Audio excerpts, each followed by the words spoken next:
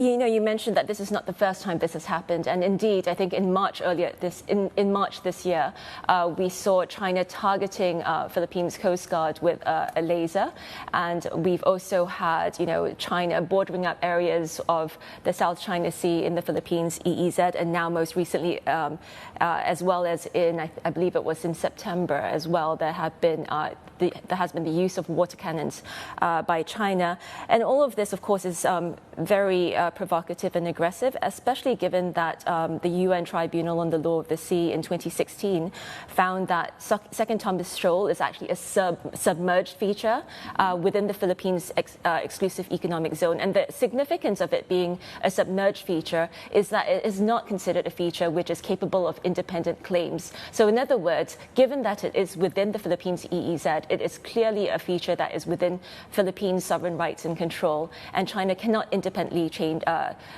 this feature. So I think China is very wrong to be seeking to deny Philippines resupply missions to its vessel, the Sierra Madre. And in terms of breaking this impasse, I think it's clearly necessary to try. I think if the Philippines and China are able to calibrate their little dance here, then that's a good thing. So in other words, if the Philippines tries to resupply, China tries to block, but it never reaches heightened tensions, which might draw the United States in, that's okay. But we've already seen collisions, and that's highly dangerous because... Do you foresee a scenario in which the US gets dragged in under the terms of the MDT?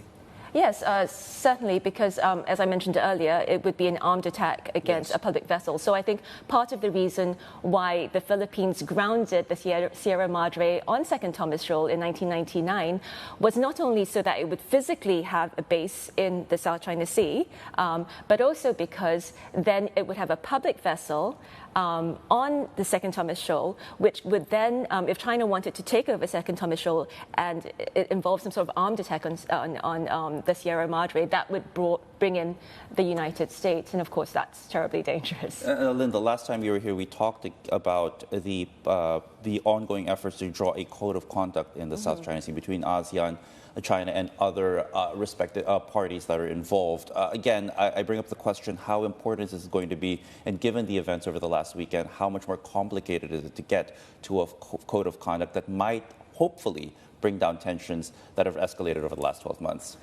I think there have been various obstacles, fundamental obstacles to reaching a meaningful code of conduct, even prior to these incidents. These incidents merely add to the complication. It doesn't change the course of anything.